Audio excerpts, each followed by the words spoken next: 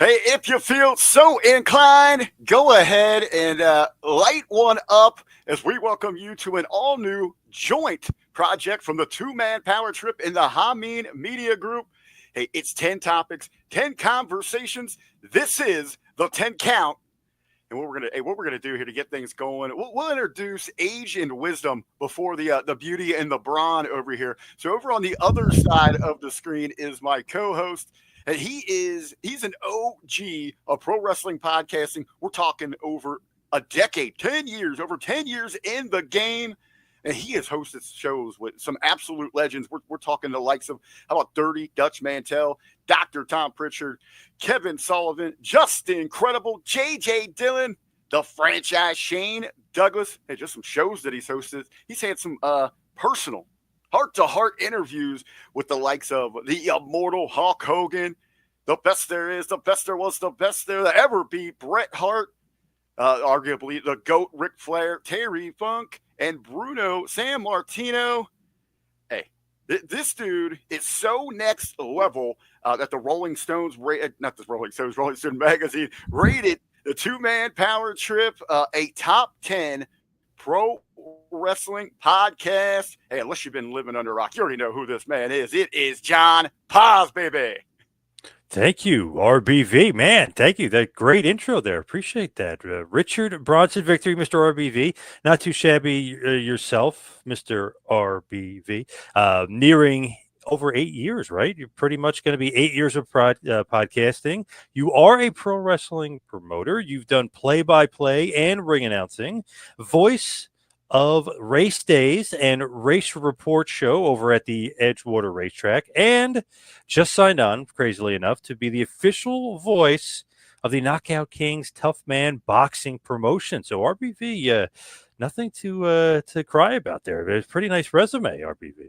Absolutely. And it all started with the Hamin Media Group, said going on 8 years, getting that opportunity in podcasting to get my voice out there, grew into working local with indie promotions, crossed over into the world of drag racing, and now another ring, squared circle, if you will, with some throwdown action here local in the Cincinnati tri-state area with the Knockout Kings promotion. But Paz, man, it has been way too long since we had an opportunity to sit down.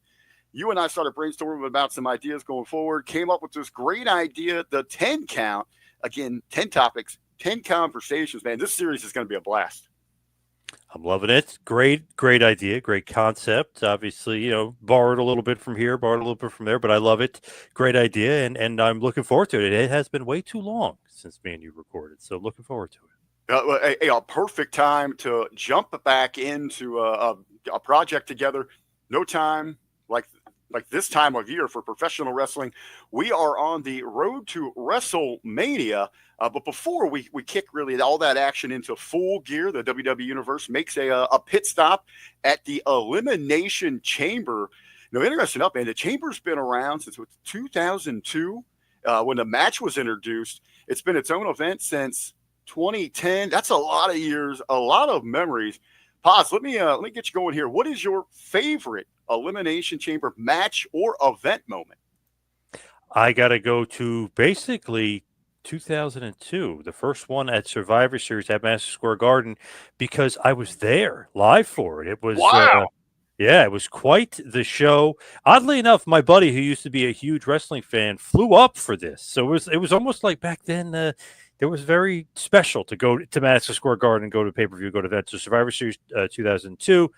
I love the song that they used, the Always song by Saliva. That was great. But I love the original Chamber match, of course, won by Shawn Michaels, who didn't even have his ring gear that day. It was lost. So he was wearing cowboy boots and basically a makeshift attire. But that's got to be my favorite. Just the first is usually the favorite, and I think that's the case for a lot of people. First are usually the favorite. That was definitely my favorite Chamber moment. What about you, RVP? What do you think? Well, I was going to say, let me ask you here real quick. What was that like? You said you've already got the mystique, of going to Madison Square Garden, but they're introducing this new concept. We've almost seen it all in professional wrestling. Now we've got this demonic structure. I mean, that had to add to the energy there. Definitely. It's a sold out show. It was awesome. But everyone was kind of like, what the hell is this going to be? Is this going to be like war games? Like, you know what I mean? There's going to be 4 guys on the outside to start and two, well, really in the pods, and then 2 on the inside. You didn't know what to expect. They were really pumping up how the structure was like legit as far as, there's going to be no safe landing anywhere, which obviously they changed throughout the years. But this show really, you saw some injuries happen along the way as well. Some really bad injuries too because of it. And obviously they end up changing some things, making some things longer, something softer. So it has changed over the years. But at that point, you kind of didn't know what to expect, but you just were thinking in my head, like, it's going to be something like Fall Brawl War Games. It's going to be something like WCW NWA style, which it kind of, imparted a little bit of. Cool concept. And obviously it's lasted 23 years. So obviously it's working. Yeah, very, very, very cool insight there. When I was looking at this, I was trying to think of, remembering back to some of those big events I had benchmarked. I wrote down Eddie Guerrero winning a championship over Brock Lesnar at the event, but in my looking back on it, had to correct myself. That actually wasn't at an Elimination Chamber event. That's when No it Way was Out. No Way Out. Yep.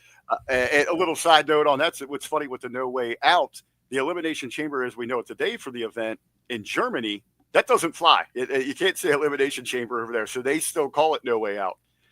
But for my favorite moment for the actual Elimination Chamber event or match, I got to agree with you 100% here, buddy. You go back to 2002, Shawn Michaels, the Born Again, the resurrection of Shawn Michaels going in here, winning a World Heavyweight Championship. But you look at this year's lineup for the men's, it is stacked with a who's who of current day stars. But look who he bested back then: Triple H, Rob Van Dam, Booker T, Chris Jericho, and Kane. He emerged as the champion. Yeah. They come out swinging. That is a loaded Elimination Chamber. They're looking back at all those great moments. Hopefully, they're going to make some incredible moments going forward this weekend, the latest installment of the Chamber. But we've got some other stories developing there. A big one, Paz. This is huge. Obviously, we'll be a part of the show as well. But The Rock wants Cody Rhodes' soul. I, for one, thought this was a nice little change because, and I know people online were mad, and I want to get your take on this too. But people online were mad; they didn't know what was going on. He points to him. He goes, "You want the championship?" He's like, "No. I want your soul." It was so kind of out of left field, so odd. It was so strange, but it was great because it just shows you The Rock is really a total Hollywood heel, if you will. Like, it's a total fake, phony. I'm going to bring you to Moana 2. Our moms are friends. Let's drink. It's like, okay, what does he really want? Almost sounds very much like the devil, Al Pacino, in that movie with Keanu Reeves. Like, hey, going to give you everything you want, and like kiss his ass. It's like, oh, but here's the only other thing is, I want your soul. I don't know. It's a nice curveball. I liked it. Very nice comparison there. When I heard the soul, I know there's a hilarious memes with the Mortal Kombat stuff going around. Yes. Collected the souls. I immediately went to one of my favorite movies, Tombstone. When Holiday, with the shootout there, and Ringo, I want your soul. That's where I went. But hey, this promo here from The Rock, it's getting mixed reviews, but I think what it ultimately shows is the ego of The Rock, because he was all over the place. He was pandering to the crowd. He'd turn on the crowd. He would be. It seemed that he was very endearing and friendly to Cody, and then he would be strict and demanding at the same time. I think that just speaks inside of the character that The Rock, believes that he is such larger than life beyond the WWE universe. As he reminded us there, he's the top dog. He's on the board. Not only is he on the board, he doesn't own the thing, but he is going to answer all the questions. He is the final boss when it comes director to of the board. Yeah, he's the director of the board. Yeah. Absolutely. So I thought, there was some brilliance in the madness behind the promo, but for Cody here, his direction, he has, as that white meat baby face, is he becoming a little stale? That's the big question there that the fans, are kind of debating about. I think a corporate Cody would be a nice move. And to me, just in the sense, he has done such a great job as the face of the company. He is a good baby face. He does seem genuine when interacting with fans, but there is such a large portion of the life where he's born to be a bad guy. He's got the hot wife. He's got the tour bus. He's always got the nice suits. He's finally back at that top of that card. It's a perfect storm for me. To me, to be honest, and they could play off this if they wanted to. Like Dusty, not to be like mean or say, oh, anything out of turn, because they've all talked about it. It's out there. He was struggling towards the end of his life.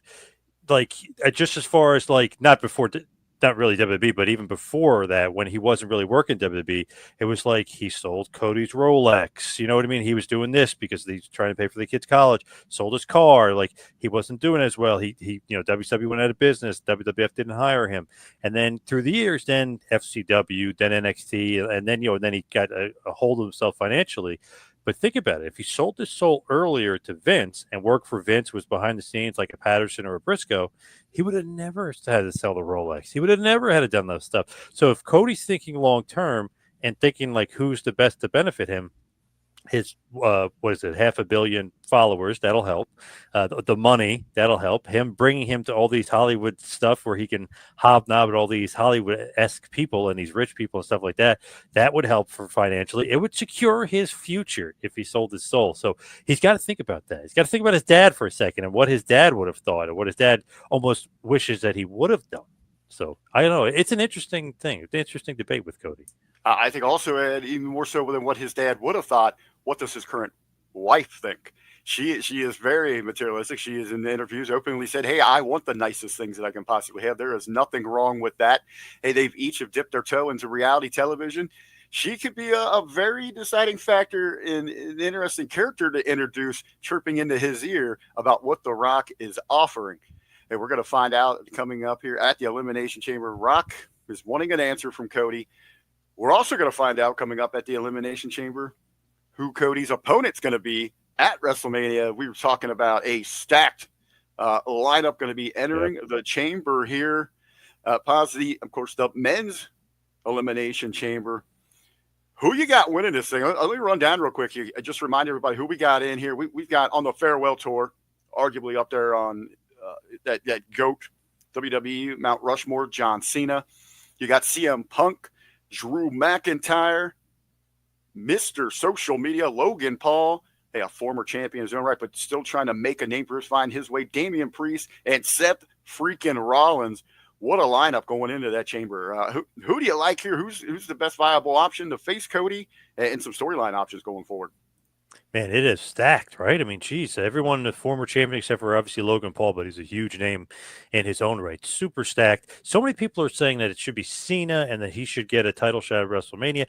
I'm not going that way because I don't think it's ready, or I don't think that they need to go that route yet with Cena because he's not retiring until December. So I feel like they have maybe SummerSlam, or they can pump that up for another show. Maybe he wins Money in the Bank, something along that. I feel like it's almost too soon. I would have CM Punk win it for sure.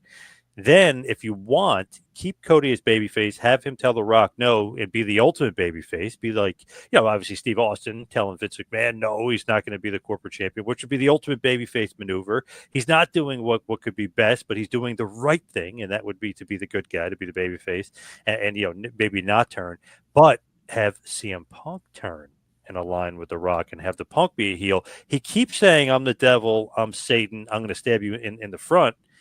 That would be very kind of ideal of him because he wants the main event for Mania. Maybe Hamin helps him win in this match because he's catching in his favor, or Hamin connects him to The Rock, who's another, could be part of his favorite. Hamin knows The Rock very, very well for many years. So I don't know. I'd have Punk versus Cody, but I want Punk as a heel. I think that is a very interesting point there, especially when you look at Punk's history, where you get to swerve. He has been the voice of the voiceless, anti-authority this entire time. It was The Rock that took his place one time, heading into a WrestleMania to go against John Cena. We know all the heat in the history with Triple H, and now how Punk has come back and playing nice. What a swerve that would be to see Punk finally sell out to go get his golden goose. Yes. I am one of those.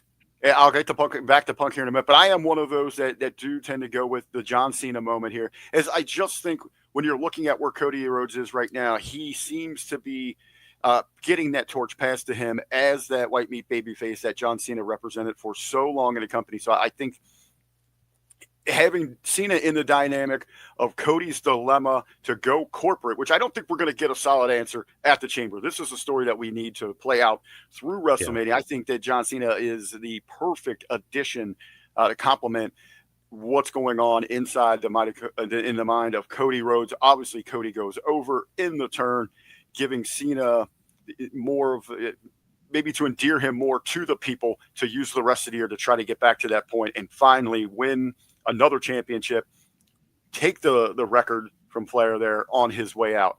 For Punk, I'm not against it. I think that it comes down to it's either Cena or Punk are the options to win this thing. For what we're seeing right now, I would like to see Punk and Logan Paul. I just think that would be an amazing PR campaign for WWE and TKO going into WrestleMania. Now, let me And they teased that. Yeah, a great tease there. I think it would be incredible. You know, my media mind going right to that. Let me throw this at you, though. Was it 2018? We saw the only time ever that the Chamber featured 7 individuals. Where's Roman Reigns right now? You know, a lot of people are talking, what's his involvement going to be at WrestleMania? Could Hamin somehow get him inserted into this thing where we open up the match with a triple threat, then start filing in from the pods? That only time that happened, 2018, a 7-participant Elimination Chamber, the winner was Roman Reigns. Maybe maybe we're going to run it back again, a three-peat between Roman and Cody at WrestleMania, or maybe we get some kind of triple threat set up. Very, very interesting. Now, the men's is super stacked, but let's talk about the women's chamber match. Who do you think could possibly win this? Obviously, you got Naomi, you got Bianca Belair, Liv Morgan, Alexa Bliss. Who am I missing here? From NXT, Roxanne Perez. Oh, Roxanne Perez. Yes. Did you mention Bailey? Oh, and Bailey. I'm sorry. And Bailey. Roxanne Perez and Bailey. How could I forget those two? My God. You can't leave out. It's Bailey. No. So who do you think? Who do you got winning the women's? I got to say, I got some heat online the other day because somebody was talking about how these two chambers could become the two of the best of all time. And I kind of laughed when you look at the star power in the men's compared to the women. Yeah. And I got a lot of heat online from some of them there, but this is an interesting lineup inside of the women's chamber. And I break this down, and you kind of got to look at where storylines are at right now. Belair, Liv Morgan, Naomi kind of tied up in that tag team scene. Or are they looking at, trying to highlight that division going into WrestleMania? That would kind of narrow down the field. Can Bailey fit back in? I think if Bailey gets this opportunity, it's kind of a thank you for her years of commitment, where we saw the other horsewomen get those big shines at WrestleMania. Here's yours, Bailey. Alexa Bliss could skyrocket back to the top of that division. She's highly marketable, highly popular with the crowd, solid in the ring. I don't know if I guess I think that would be a good story there with Alexa Bliss. With Liv Morgan, though, I think it's too early to go back and revisit her with Ripley. I really think if you look at this thing, what looks great on paper, you're putting 2 amazing athletes out there again for that PR, and are going to go out there and have an incredible match for you. You pivot some things around, and you go with Bianca Belair versus Rhea Ripley at WrestleMania. I got to agree. That's what I would do. I actually would have Bianca be the one that attacked Jade, or her and Naomi, or something to do with her being kind of like the mastermind behind the Jade Cargill attack. Have her turn heel. Maybe Jade's not ready for Mania, or that's not her Mania opponent. I would have Bianca versus Rhea, but if you reveal her as the person that turned on Jade, then you have her cemented as the heel for sure. I mean, obviously Rhea's going to be the huge babyface, but you really, really cement her as the heel and have her go after Rhea Ripley. And if you look at it, Ripley was kind of like the next big thing, but Bianca was also the next big thing, but they never crossed paths. So it was one of those things where it shockingly never crossed paths. They have those ties in NXT. You can go back and visit there. Yes, for sure. But on the main roster, I feel like kind of surprising that they haven't had this huge feud against each other. And what better place than Mania? I feel like the best woman is Rhea, but Bianca might be the best athlete overall. If you give her a heel character a little bit too, I don't know. I would turn her heel and have that be the feud. And even if they didn't turn her heel, I think that's money for the women's division, Rhea versus Bianca. I think those are the 2 best women on the roster outside of Charlotte, obviously. Jimmy T over me over on the Smack Attack on the Hamin Media Group right here on our YouTube page. He brought up a great point last week. Is Charlotte regressing? We have all sorts of great conversation. You can catch us the weekends of Smack Attack. Me and Jimmy T. Possibly, we had just mentioned some tag team wrestling for the women's division. Let's talk about another great tag team in pro wrestling, and that is the furthered partnership that's been going on for a little bit, but it's been made official, and it is, man, they are off and running with it. Of course, I'm talking about NXT and TNA wrestling. That partnership this past Tuesday, man, they just had a hell of a show right here where I'm sitting at in Cincinnati, Ohio. They stacked that card. I mean, they had heavy hitters from both promotions, both brands on hand as they're getting ready. They're hyping up 2 weeks away from their big roadblock. We're seeing champions versus champions, titles on the line. They are going full force for this thing. Again, it's been going on for over a year now, but we saw the official announcement a few weeks ago indicating this partnership. Paz, what are your early thoughts on this and expectations for these two brands, NXT and TNA, working together? At first, you're almost skeptical because it's like, wow, WWE's just going to eat them up. And like, I don't know what they're going to do with the TNA. I don't know how that's beneficial. But to be honest, it's been super beneficial for TNA. It's worked out brilliantly so far. Obviously, things could change. But right now, I love the way it's done. Joe Hendry got a nice little shine at the Royal Rumble. You have Jordan Grace, who obviously they ended up signing, but it just looks like, wow, they got her from TNA. Now she's in NXT. It just looks like like TNA's on equal footing. Like, wow, we got somebody great, and now they're going to be great here. So it looks like they're on equal footing with that. Then you bring in the Hardy Boys, and that is like a huge thing. They were huge stars in WWE, huge over. And they're like, wow, they're in TNA, and now they're on NXT. Then you bring in Moose, and Moose beats Lexis King, and then Moose is fighting for the Obafemi for the title at the Garden, if you will, but obviously the theater at Madison Square Garden right next door.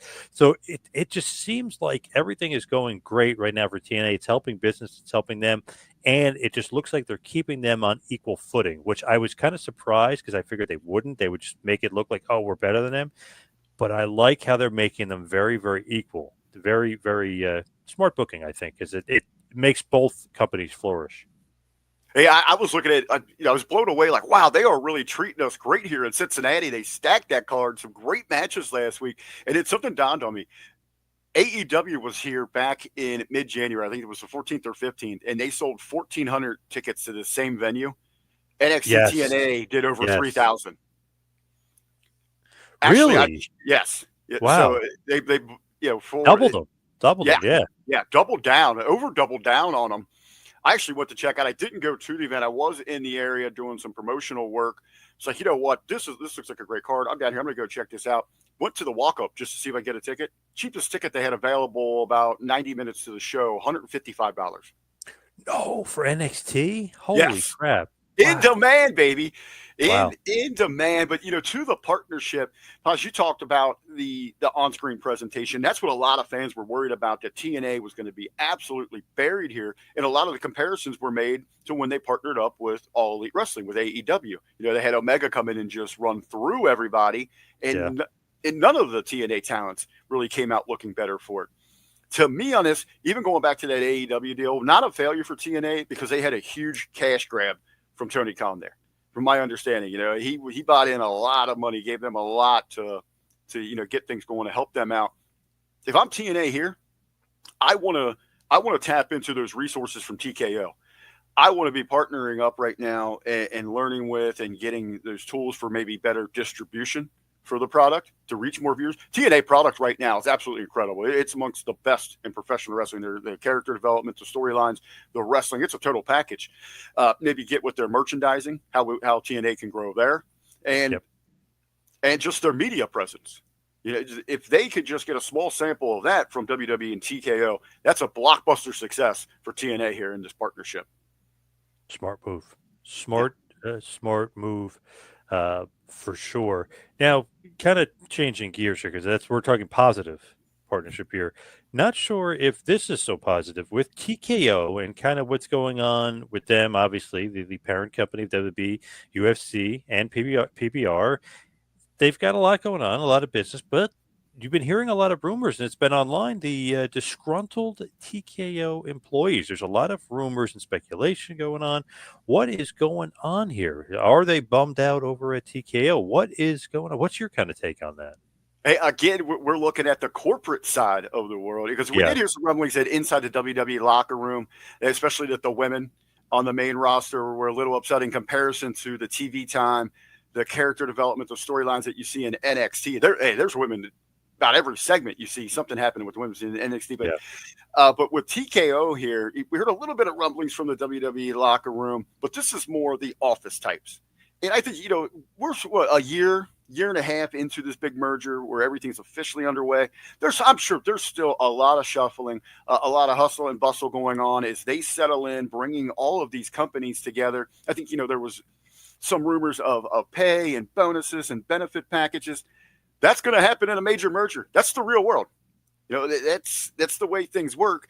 And you look at one half of, one just part of your entire group here, WWE. Yeah, they're at their busiest time of the year. This first quarter is usually where they make or break on the road to WrestleMania. This is a boom period for them. It's probably high pressure. Hey, that's just the way of life in business. As I dive a little deeper into this thing and see where this report's coming from, isn't this a Meltzer report? And he's been out there right now. I think he's just been kind of just trying to pick things out of the air to really put some heat and try to get fans talking negatively about WWE and TKO and try to just, the magician's trick. Look over here, not what I'm doing, to try to just divert attention from some of the shenanigans that continue to happen over at All Elite Wrestling. Very interesting that when the report came out of the Q4 earnings, the profit wasn't really as high as you would think. But if you look deeper, remember UFC had that lawsuit where they had to pay the ex-fighters about $375 million. So I wonder if that kind of could cause some dissension amongst people there, because it's like, oh my God, we paid out so much money, we're losing money. And it's an aspect, I mean, really they're making money and their revenue was crazy, but as far as pure profit, and when that pure profit turns into giving away money for lawsuits and stuff, that could cause some disgruntlement, because you might think like, oh my God, are we going to lose our jobs? Are they going to cut here, cut there to make up for some of those losses? So I feel like that could be part of the reason why you might see some, employees being disgruntled. Well, when it comes to TKO, I'll tell you one thing that nobody's bumming out about. It is a big mega event weekend that they've got planned coming up. I saw the headline for this mega event, but I couldn't believe this thing. It's going to be happening this April. It's right. We're right around the corner from this thing. And hey, check this out. They're going to bring their three brands together. Pause. Of course, you got UFC, WWE, and PBR. No, not Pabst Blue Ribbon. Professional bull riding is going to be coming to the Kansas City area. And that date is, they're coming up here in April. Actually, I got that graphic here for you. We'll get that up. What I think is very, very cool about this is going to all be happening at the same venue over a couple of days span. Here you go. You got bull riding. That's going to be on a Thursday, April 24th. UFC that Saturday, the 26th. And then do you like it raw? Monday Night Raw on the 28th, all there at the T-Mobile Center, coming up again the 24th, 26th, 28th of April. Big mega event for TKO. Paz, are you hyped for this thing? Kind of cool. Kind of a great idea if you think about it, because, they can make maybe triple the money. If you got, hey, we're not just going to have Raw here. By the way, you're also going to have UFC, and for the PBR fans, we're going to have some professional bull riding as well. I think that's a win-win for TKO. Smart. I'm actually surprised they haven't done that earlier. Brilliant. Yeah, I'm surprised they haven't done it earlier, to be honest. Well, as we just said, they're still in the works. Still figuring things out for bringing everything together. I think this had to always be in the plans. They've always had to been looking forward to this. I think so many of us have talked about, just a matter of not when, but how soon that we were going to get it. Could you see this becoming a bigger deal for some of the bigger events to make these things such an attraction? Get some bidding wars from these cities to bring them in, something like a WrestleMania weekend. 100%, because then it like a random end of April or whatever, random month or random week. By the way, we could bring 3 events to your city, which could kind of have some same fans, some crossovers, but you could also bring in 3 different segments of fans, which even more money to the economy, even more money for the arena, even more money for all the local businesses. I think that they're going to do more, and I think that that's just easy for any, like if you're a town, you might want to just bid on it and have them pay them to come to town and basically bump up the economy. Well, let me throw one more idea at you here. As we're talking about this traveling circus, this triple threat of events from TKO. Could this lead to a potential bigger, better home base in Vegas, where they set up where they're running UFC shows there regularly? They got WWE, get the bull riding. We could have a permanent home for a WWE Hall of Fame. We could have like our own TKO universe destination at one of the biggest, vacation travel spots in the world in Vegas. Definitely. I think though, isn't the land or whatever, isn't the real estate over there really expensive, or am I crazy? Because I feel like Florida would be better as far as I know UFC's home is Vegas, but they're already moving NXT to Vegas. That is in the works. Oh, okay. So they've internally they have made the decision we're going to call Vegas home here. They're taking NXT, the Performance Center, and moving that to Vegas. Oh, I thought I heard that they weren't going to do it because it was so, financially, like real estate wise, to have the place in Florida, that Vegas might be too expensive. Well, it'd be interesting to keep your eyes on. Either way, to have that big destination would be a surefire move there for TKO. TKO obviously has a lot going on and a lot of ideas out there. Very interesting kind of idea that I saw going around, and I was almost like dumbfounded by it. But Vince McMahon may be pitching the idea to return to Fox and bring wrestling back to Fox. I don't know if you saw this or heard about this or what your feelings are of this. I was like just shocked because I was like, wait a second, what talent could he bring? Right? I mean, there's like nobody free agent wise for wrestling, and then like Fox wants to get back into wrestling after they just got rid of wrestling. Not really got rid, but just didn't bid enough money to really bring it back. So, USA ended up getting SmackDown, but it just felt crazy to me. It's like, is this legit? Because it's pretty good sources out there saying this. Hey, old man Vince, he is not going to go away, is he? They might put him in the ground, and we're still going to hear rumblings about him still getting out there, trying to promote professional wrestling. Hey, that's what people with his profile type, that personality, those traits, they don't quit, man. They're going to keep coming back for more. The harder you kick that old horse, he's going to come back bucking, wanting to show, prove everybody wrong. Everything that he sold off the stock. Well, this guy's worth what? Billions. Answered billions of dollars. Obviously, that we've heard talks that he's been working with production companies, potentially could be hiring, been in contact with people that used to work for WWE. Obviously, it's a project he had out there where they were looking for production people that knew how to shoot professional wrestling. Yeah. Yep. I gotta believe he's having these talks himself internally. It's something he wants to show that he is still not out of the game, wants to write that final chapter, his own final chapter, instead of what we're getting from all these lawsuits, things like that. From Fox, they got sold a bad bill of goods. It was a total flop, especially for what they paid. But could this work for one of their other networks for a much, lower price investment from their side? Maybe they would entertain a possibility of getting back in business with professional wrestling. Now, to me, if Vince is going to do something like this, I think he's just testing the waters, maybe teasing some things if he's throwing them out there to Fox. But who better set than to go into business with that old dirty bastard, Vince, a group of people that have been crapping on women since the beginning of time? That's the Saudis. They got all the money in the world. They are hungry for events. And Hamin turned me on to this a few weeks ago, that he had heard some rumblings from some camps inside of UFC, inside of MMA, that Vince might be interested in getting into the boxing game and hoping to, revitalize and generate some interest around that sport. And it's interesting to note too, TKO wants to get into boxing as well. Yeah, so I heard Emmanuel talking about that on the Pat McAfee show. Yeah. What's interesting though about Fox? and people were saying that because WB didn't go back there. They actually, and the guy from Fox, I forget his name, but he actually came back and was said actually WB was pretty successful for them and they did great. It just wasn't bringing the type of people for the advertising that they wanted, meaning they wanted the higher end, the higher ticket people, the Lexus people of the world, if you will, not the Honda people that WB might bring in. They wanted the higher ticket. So that's kind of why. But then they brought in college football, and college football, some of those games, they didn't even close to get the ratings that SmackDown was getting, which I was kind of shocked by that. So weird. Like SmackDown wasn't, I don't think, as big of a flop as people perceived it to be. I think it did pretty well. Well, it wasn't flop because when you're looking at those networks, it's bottom dollar, it's dollars. And the ratings are in a lot of ways what dictate for the advertisers. But there is that stigma with professional wrestling, no matter what. I don't even think we're selling Hondas, brother. We're getting Tony's discount, it comes with 3 tires, hopefully, and you might get a couple miles out of the damn thing. That's what hurt them there.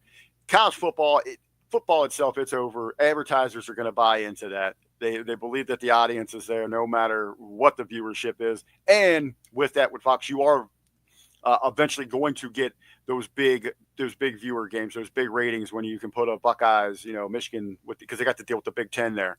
Yeah. So when you're running Purdue versus Northwestern, that's not going to be. Some of those games, the ratings were horrible. I was like kind of surprised. I know, but obviously some of the teams didn't have winning records. But I don't know. I was just surprised. Like, wow, you would think college football is like a gimme with like 2 million people, but it wasn't. It's all about perception and what those sponsors, those advertisers are willing to pay. And unfortunately, it's one of the biggest obstacles. I can speak from it even on an independent level. It is very difficult to go into businesses and sell professional wrestling, but thank God I am so damn good at it. It kept my promotions going that I could get some sponsorships. Nice. Good job.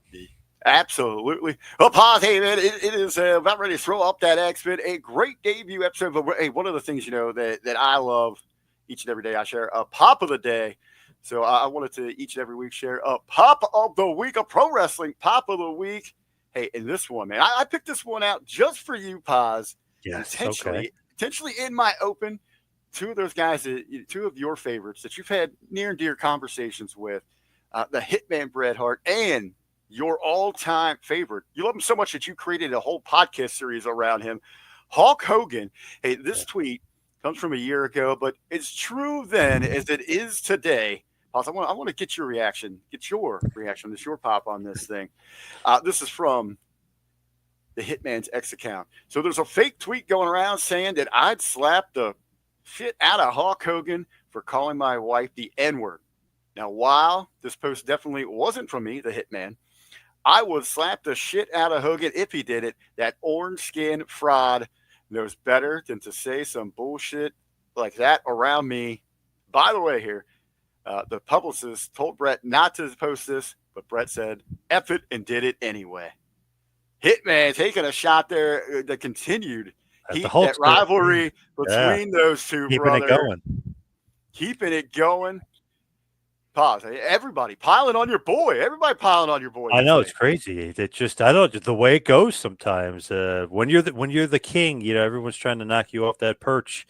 You know what I mean? They don't want you to get you too high. You know what I mean? They don't want you to be the god of wrestling. They want to knock you off that perch. They want to, see you humbled and bring you down. It just makes me think that I wish that Bret and Hogan would have had that SummerSlam match back in '93. You know what I mean? Just damn it, we never really got a culmination of any sort of thing that could have been one generation to the next and have this huge feud. So damn it. But the great funny tweet from Bret, though. I got to give Bret props on that tweet.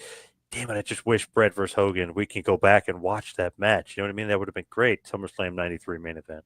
One of the big misses in professional wrestling history. I mean, Bret Hart never shy about sharing his opinion on any subject or topic inside of professional wrestling. Hey, and we hope that's the same energy that we're going to be able to bring to you each and every week as we continue on with this great new series, the 10 Count. Hey, right now, though, we will be in and out, 10 topics, 10 conversations, short, sweet, get you rolling. And we're going to send you off here. He's John Paz. I'm RBV, Pro Wrestling Fanatics. We'll see you right back here next week on another episode of the 10 Count.